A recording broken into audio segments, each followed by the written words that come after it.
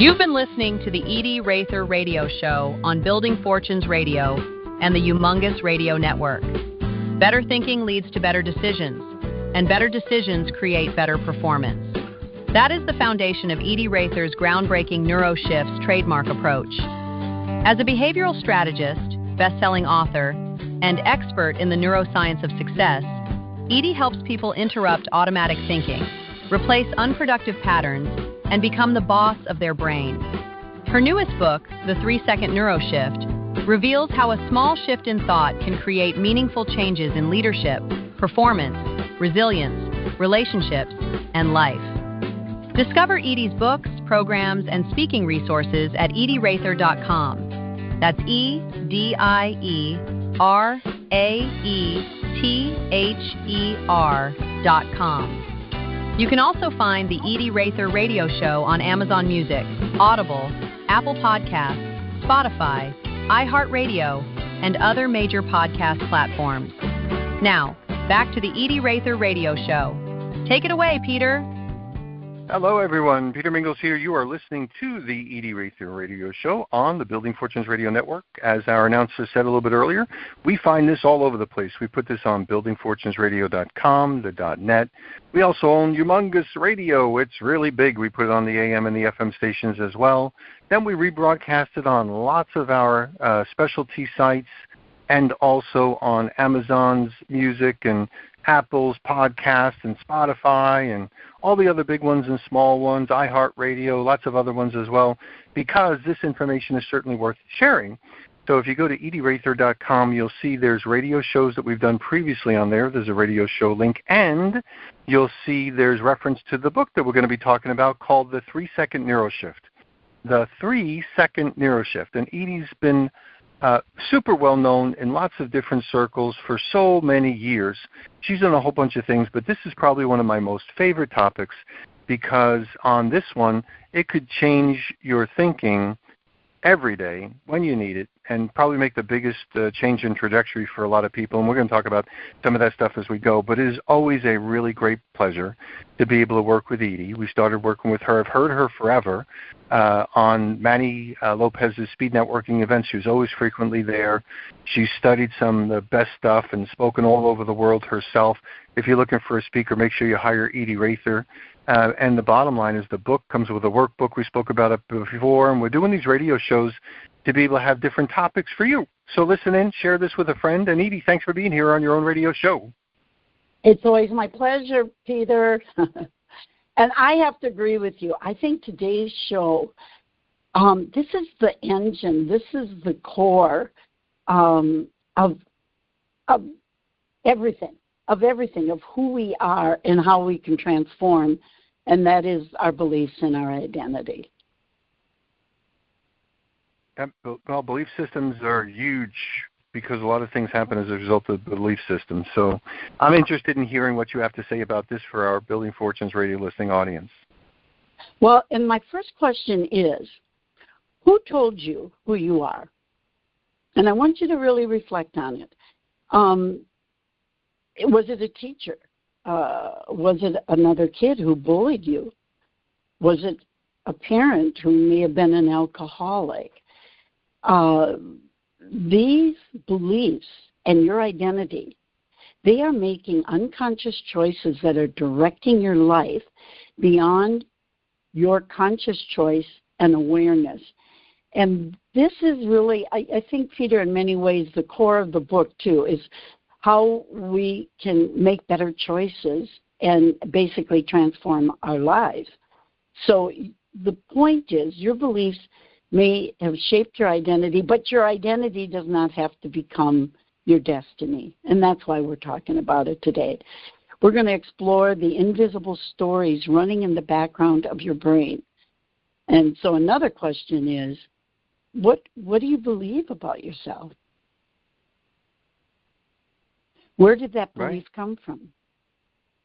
Is it still true? And that is important. What someone told you, and as a child, before the age of 7, we're basically in an alpha state. That's why they always say a child's brain is like a sponge. It just takes everything in. It doesn't filter if it's true or not. It doesn't filter if it's this. if it's honest. I mean, just because you broke the cookie jar doesn't mean you're a bad kid, but we have parents that'll whoop you for it, and the impression that's left is, I'm a bad boy. And what happens when I make a 3-second decision to shift it? And that really is the purpose of the talk. It's also the purpose of the book. So the goal is not to convince people to think positively, although that's not bad. Of course it's good. The goal is to help them become aware of the beliefs that are driving their lives and discover that they have more choice than they thought. And that's when we take it out of the closet. When we become, Peter, when we first become aware, then we have control. Then we can make conscious choice decisions that move us in a direction that might and hopefully be in alignment with our goals. So when I ask, who do you think you are, what was it your parents, a teacher, a boss, an ex-partner, husband, wife, a failure? What? Sometimes we create our beliefs due to circumstances. I guess if you've failed in school and you had a parent that wanted an A+, the circumstances that followed could have determined your beliefs about yourself. But a success, a victory, could go in your favor. So maybe one sentence somebody said to you when you were 8 years old or younger has been living rent-free in your brain for maybe 50, 60, 70 years. And some of us have been paying that tenant, utilities, cable, and Wi-Fi, because oftentimes what we are absorbing from our cell phones, from the internet, from Facebook, that too can be molding who we believe we are. And it may not be accurate, but you've got to filter it. You've got to choose what to delete. So today we're just going to be talking about beliefs, identity, how something that can happen in about 3 seconds in your past can begin changing the direction of your life, of your future, with introducing the NeuroShift. So the 3-second NeuroShift is really about recognizing those micro moments when we can interrupt an old pattern and choose a new response. You know, when I was saying, did you create your identity from what a parent said? I fortunately, Peter, I guess, you know, as a therapist, I've heard enough stories. I've lucked out, and I'm grateful. I feel very blessed. I honestly don't remember anything. They may have said it. Not that they didn't get upset with me, but I don't remember them ever saying anything condescending to me. But I remember my mother telling the neighbor woman, probably when I was 5, 6 years old, I remember my mother telling the neighbor lady that, quote, Edie has the gift of gab. And that gift of gab has allowed me to speak on 5 continents, do a couple TEDx talks, and get paid very well by Fortune 500 companies. So I want people to realize that I only think my mother said it once. Well, she probably said it more than once, but I remember once. Edie has the gift of gab, and that opened the door to being a professional speaker. So I want you to reflect on your life, good or bad, what you may have heard, and then follow the thread of what it led to. And if it's not good, then it's time for a shift. So if I asked you to finish this sentence immediately, what would it be? I am the kind of person who, and I want you to finish it. What would you say? Don't overthink it. Whatever popped into your mind first may tell you more than you realize. And then the question is, if it's good, are you in alignment with it? And if you're not, then stay tuned. Because a belief isn't merely an idea. A belief becomes a filter. It influences what we notice, what we expect, what we attempt, what we avoid, and ultimately how we behave. How many of you notice that when you get a white car, there's a lot of gray SUVs. That's what I have now. Have you ever noticed you go into a parking lot, you can't remember where you parked, and what do? You see a sea of white vehicles, or you see, your gray SUV and you think everybody's got one, is because that's what you're looking for. That's what your brain is focused on, and what we focus on, we magnify. So all of a sudden it feels like everybody's either, driving a white Capri or, gray Rogue, what are they, Nissans. So be aware that your brain is like a GPS. It doesn't argue with you.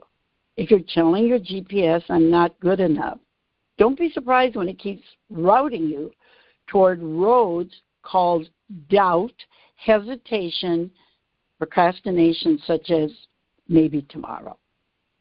It doesn't argue with you. It simply tries to it just takes you where you've told it you're going. And so this is where the interruption comes in, Peter. So my questions to all of you are, what have you been telling yourself repeatedly? I'm too old. Peter, I'm in my 83rd year of life. I still ski, talking to you, working about 12, 14 hours a day. Yeah, but I just bought new skis and boots. I don't think like I'm 83. I'm not good with technology. I know. I have said most of my life, this is my fault. I'm not good in math. And I do prefer words. That's why I wrote 8 books. But I saw my early grade school report cards, and guess where I got my highest grade? It was in math. No way. Something happened. Do you know what I'm saying? Wow. Oh, you just said, wow. Yeah. Yeah, no, I get it. I'm shocked. But something happened. I may have failed a math test, and I labeled myself. I'm not good in math. And for the rest of my life, I got to use my fingers and toes. But to write a book, I can do it in a jiffy. I'm not a leader. I'm just not confident. I'm shy. I'm always procrastinating. It's just who I am. That's the way I am. I'm a smoker. So you keep smoking. And that's part of the identity. Because, Peter, once we are convinced that this is who I am, guess what we do? The brain, like a GPS, it starts to defend it. So that's why, as a coach, counselor, therapist, whatever label you want to put on me, it's all about transformation. If somebody says, I'm a smoker, I've smoked 30 years, or they say, I can't quit. Now, I have helped people that have said, I don't want to quit. I'm trying to think if I've ever helped people that said, I can't quit. I'm sure there are exceptions, but it makes my job a lot harder, and the challenge is greater for you. Because once you say, I'm a smoker, then what we do, or I'm an alcoholic, or I'm not good enough, then we will find proof of what somebody said or did that confirms and verifies that, in fact, you're not good enough.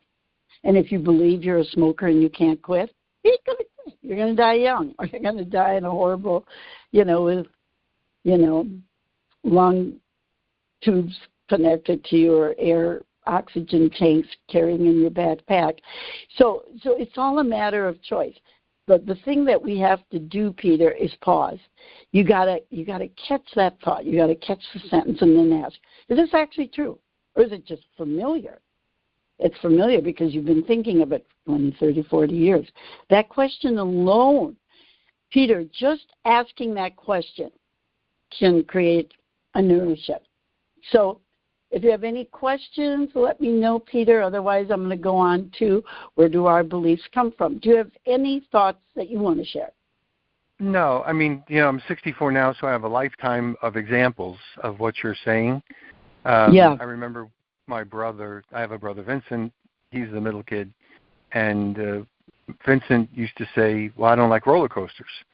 And it wasn't until he was an adult that we're at some place with a roller coaster, and he said, for my whole entire life, I've never been on a roller coaster.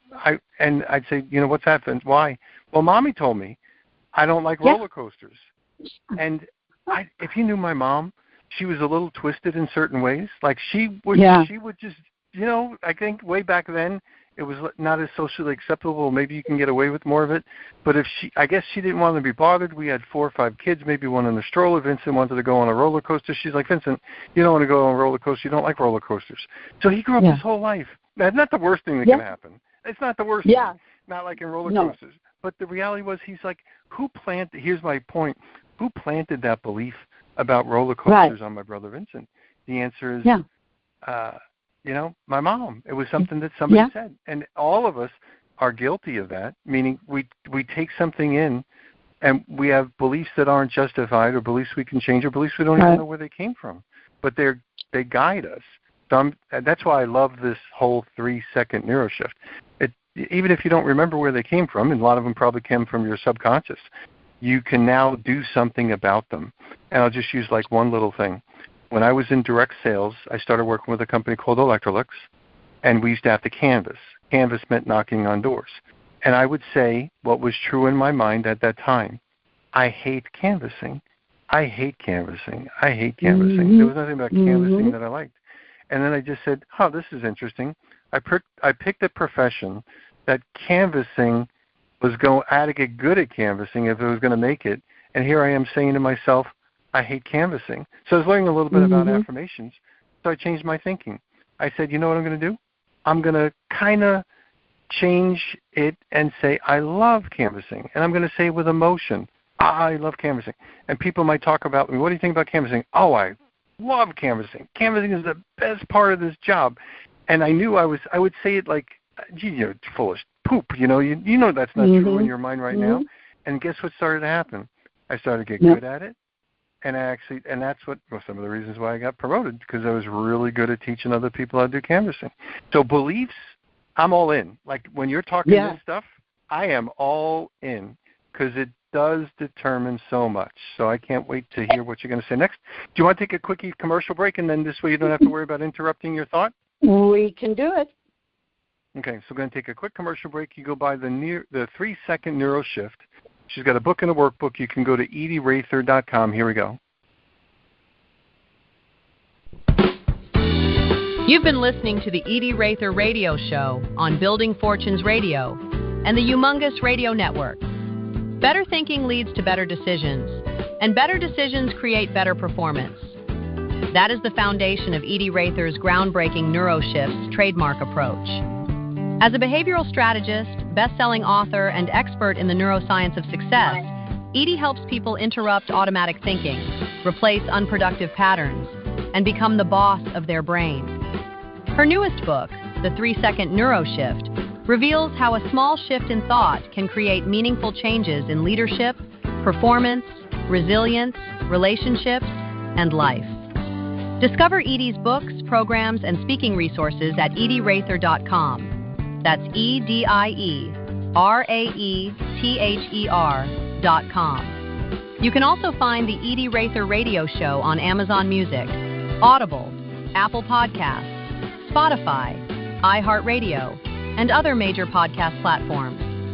Now back to the Edie-raether-radio show. Take it away, Peter. And we're back. Edie-raether. My name is Peter Mingils. Listen to the Edie-raether-radio show on Edie-raether.com. There's a radio show link there, and there's also plenty of links when you go back to buildingfortunesradio.com. So, Edie, back to you. Well, and I liked what you said, Peter. At first you said guided, and then I think you said directed, because, it is a powerful force. I wish it were just guidance, but it determines, it directs, it controls us. So that's why everything we're talking about today in the book are absolutely crucial, because you can't transform a change without it. And I was going to add one story, and I may have mentioned it in a previous show, but I remember a client, a patient, whatever, came to me once and said, one brother was doing well and the other brother was not and was in prison. And she recalled that when I was in Green Bay at the time, there was it was something like a prison, maybe a teen institution. And when they were driving by it, the parents said, that's where you're going to live someday. That's where he is. Uh-huh. And so at that early age, especially before the age of 7, not that the doors closed, But that's when we're most impressionable. 3 more than 5, 5 more than 7. And so when a parent one time may say that's where you're going to live sometime in that jail, you're destined unless you interrupt that thought process.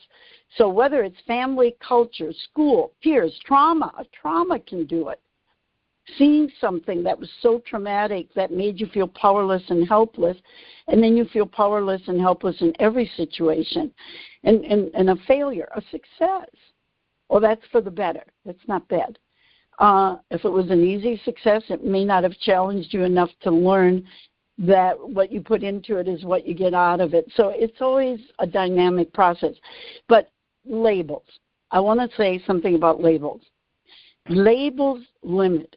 How many parents I've seen in doing marriage family counseling, I have seen parents say things like, Johnny is the athlete, and Susie is the brain, and, Abigail is, and as soon as you do that, you are limiting them.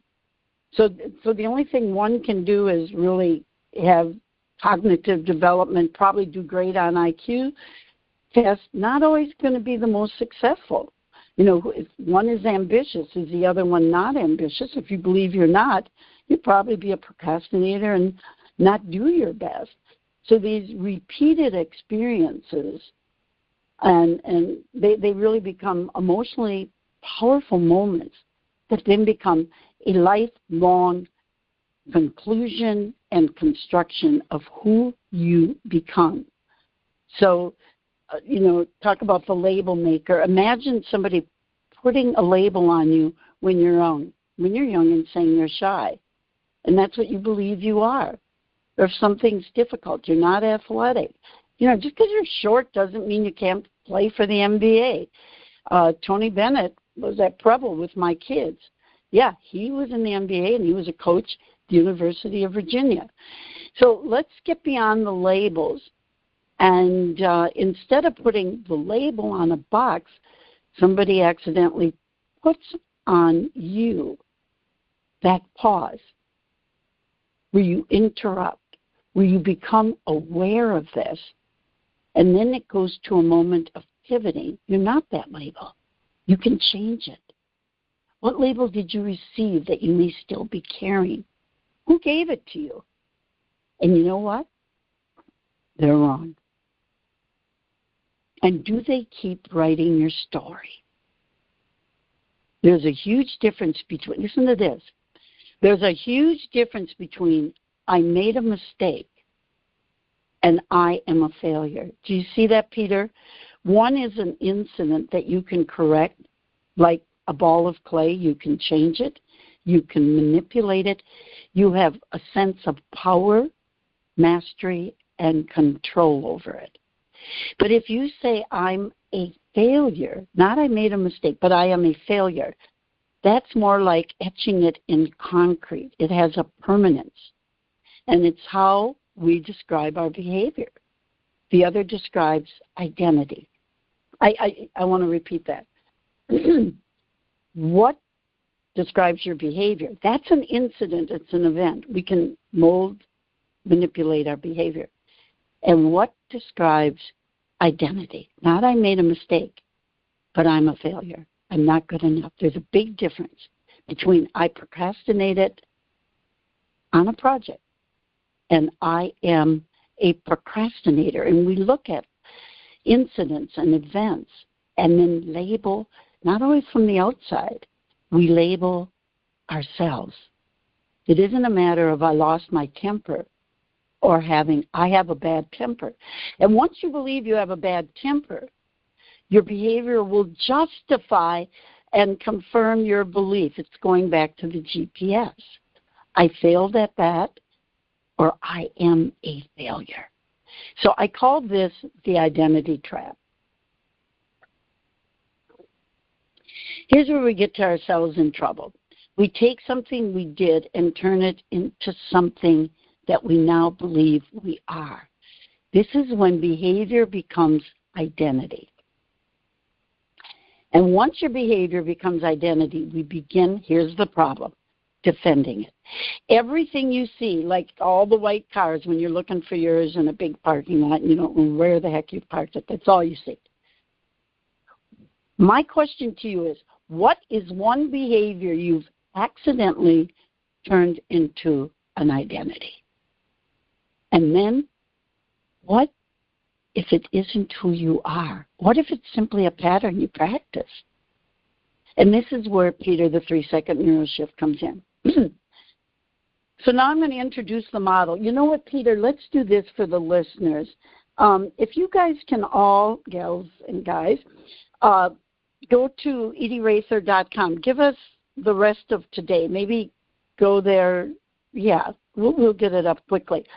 Let's put up, I think it's on the website actually, the model of the pause, the pivot, the reset, the triangle. I think it's there. But let's put it up there as a download. Can we do that, Peter? Sure. Yeah, we can do whatever you want. Yeah, let's do that, where you all can download this and then print it and paste it just above your computer or whatever as a constant reminder. But the first step is a pause. That makes you aware. Then there's that moment of pivoting. That is when you choose an alternative option, an alternative behavior, where you look at other ways that you can think, talk, got to be aware of your language, and behave. And then once you do that, you reset it. You start visualizing the new you. You begin to rewire, and with repetition, then it creates a new neural pathway in your brain. And with repetition, you can't just do it once. When you repeat it, because you're catching it now, you're aware, you're pivoting, you're resetting, you're rewiring, with that repetition, it's like creating that path in the woods. If the one is, walked on more often, it's where everybody goes. It's a path. But if you create a new pathway where it's clear and clean, you start going in that direction. And then the new behavior, the more desired behavior that will fulfill your goals, is in alignment with a new identity that you have created. And this is in a nutshell, the 3-second NeuroShift.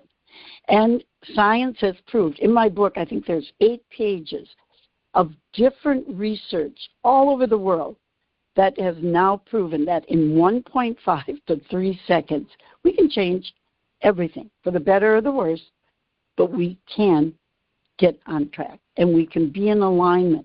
So once we have that new identity, now I want to say a little more about that. When I talk about new identity, a lot of you have probably done affirmations. That was really popular at least 60, 70 years ago, because I was pretty young when I was into that. And then I would say in the 60s and 70s, visualization became in. All of this is good. A lot of talk. Brian Tracy came in with goal setting. None of that is bad. It's good.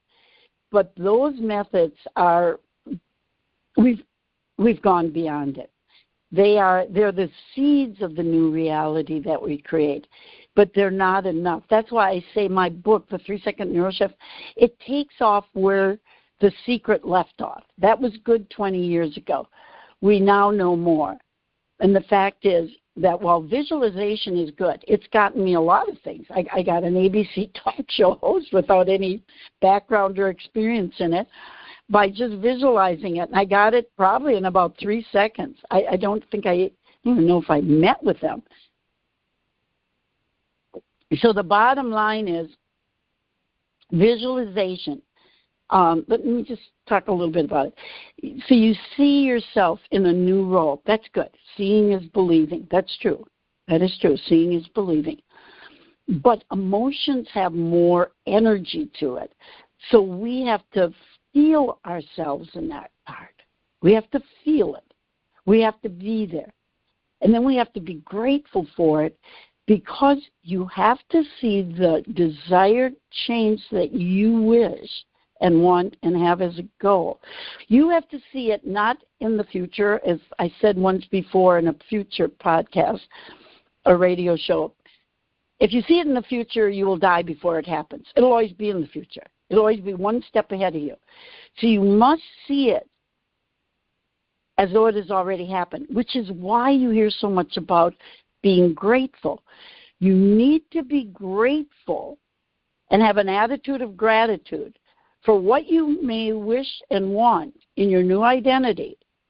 But you have to see it as though it has already happened. This is the key shift.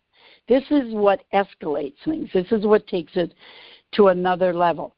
So before the book was written, I was grateful. Now I'm grateful for the documentary of the book. Is the documentary out there? No.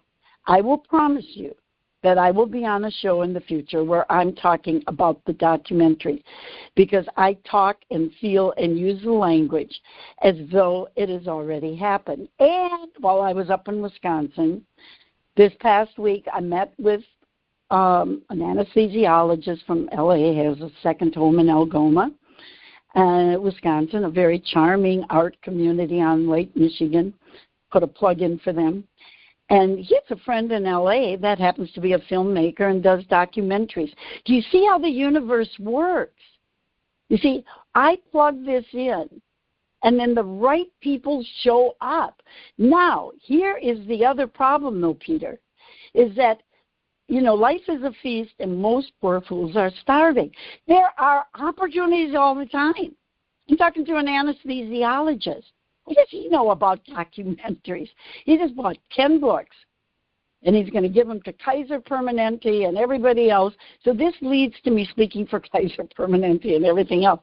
But see, most people don't see it. They don't go to the next step. I didn't just sell 10 books.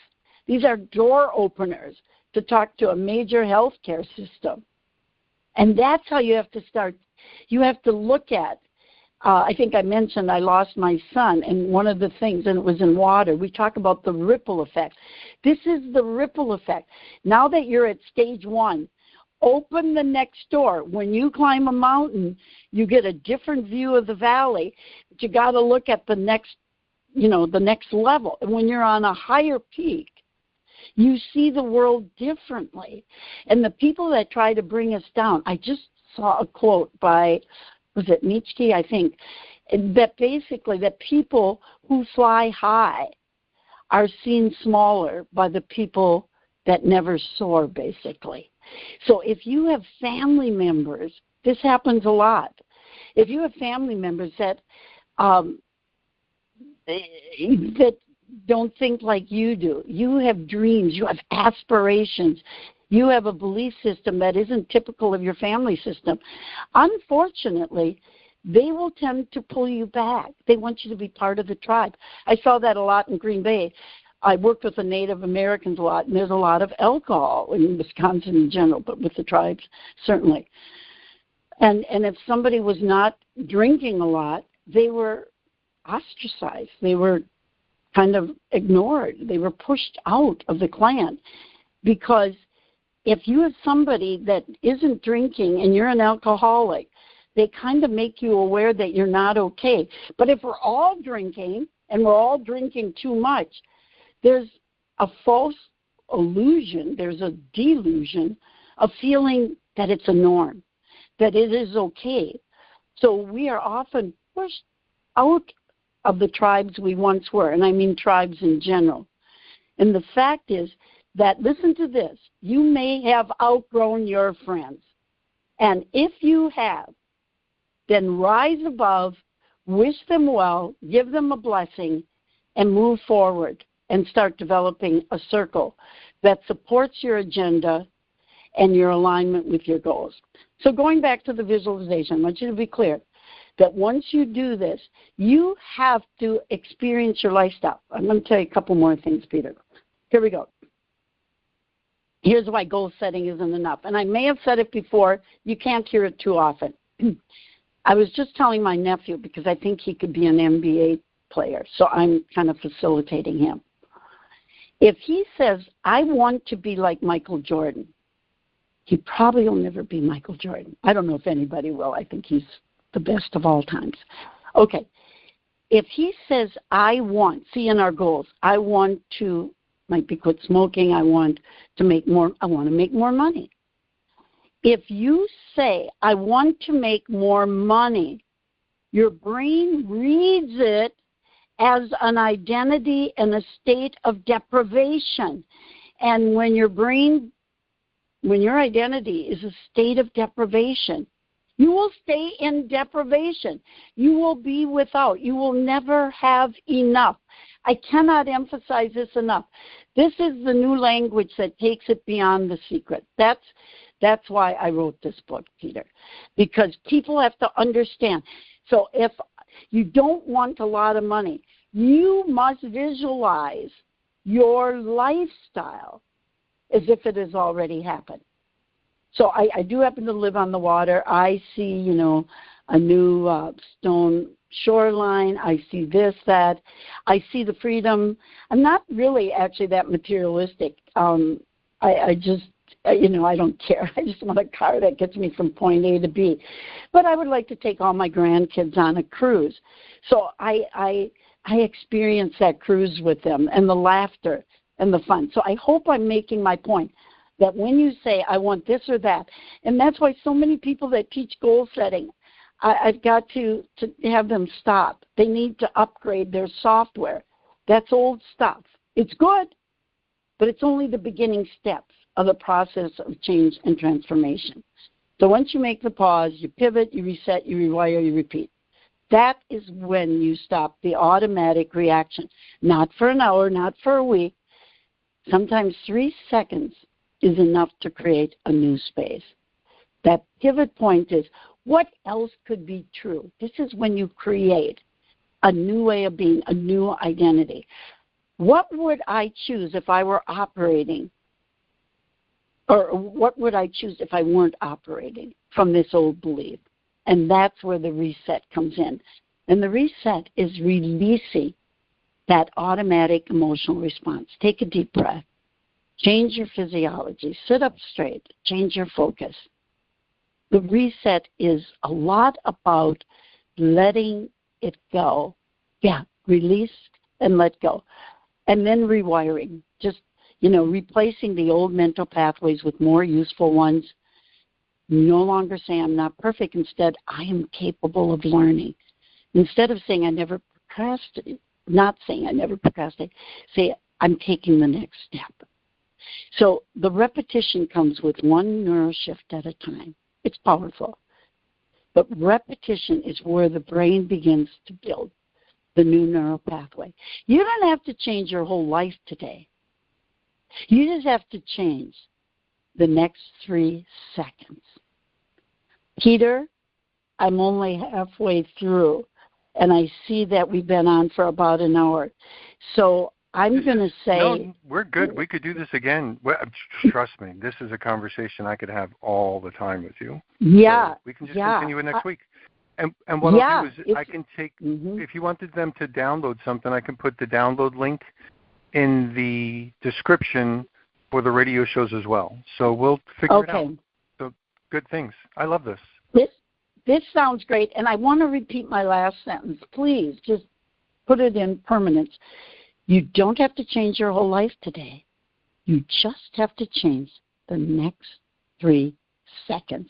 And with that happy note, we'll continue next week.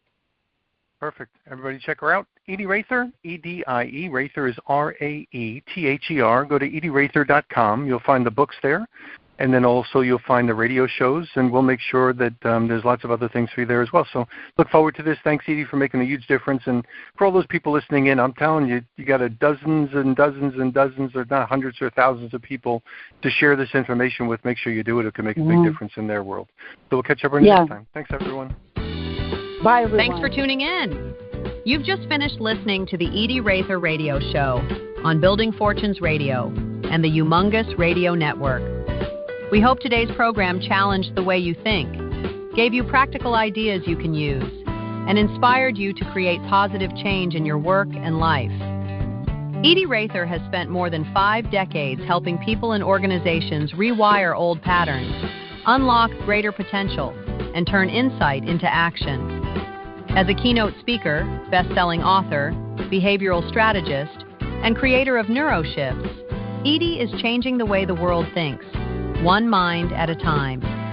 Visit Edie-raether.com. That's EDIERAETHER.com to explore her books, speaking programs, training resources, and her newest book, The 3-Second NeuroShift. On behalf of Edie-raether, Peter Mingils, and everyone at Building Fortunes Radio and the Humongous Radio Network, thank you for listening. You can hear the Edie-raether Radio Show on Building Fortunes Radio, Amazon Music, Audible, Apple Podcasts, Spotify, iHeartRadio, and other major podcast platforms. Until next time, remember, change your thinking, change your choices, and change your world.